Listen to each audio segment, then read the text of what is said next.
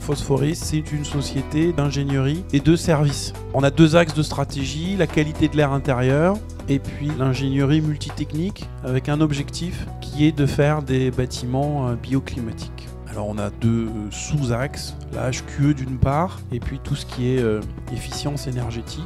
Deux pôles métiers, un pôle métier sur la qualité de l'air. Et le deuxième pôle, c'est la partie ingénierie, vraiment une ingénierie multitechnique.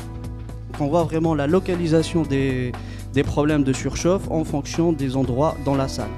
Voilà, donc dans cette allée-là, on commence à avoir des problématiques de surchauffe à l'entrée des baies. C'est visuel et donc du coup ça permet de discuter après directement avec le client sur ces problématiques. La petite amélioration de 1 ou 2% a tout de suite une incidence financière très importante. Un projet qui a été fait pour l'ADP, on a dessiné le design de l'ombrière en forme de voile d'avion. L'aérodrome d'Aurillac, ça représente 200 kW crête installée. C'est une installation qui est en revente totale au réseau. On a fait toute la maîtrise d'œuvre.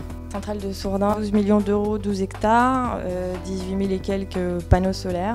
On les a assistés dans la mise en exploitation et la supervision. Alors les techniques destructives, là on va brûler en fait la molécule pour en faire du CO2, de l'H2O. On a une technique qui est la plus verte, c'est la biofiltration. Et alors on a aussi le système catalytique qui fonctionne à beaucoup plus basse température, 350 degrés. Les avantages d'une certification par rapport à un bâtiment classique, c'est une durée de vie prolongée du bâtiment. Il y a une grande part qui est faite sur l'exploitation, sur les facilités. La HQE va plus loin que la réglementation thermique. Elle parle vraiment de qualité et de confort pour les personnes. À l'étranger, vous trouvez surtout du BREEAM et du LEED.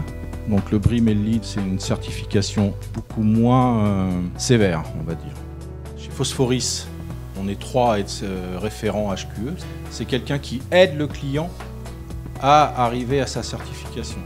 Une des composantes du BIM, c'est de pouvoir, grâce à la maquette, avoir un modèle unique. Et ce référentiel, il suit sa vie depuis le début de la conception jusqu'à la fin du projet et même plus avec l'exploitation du bâtiment.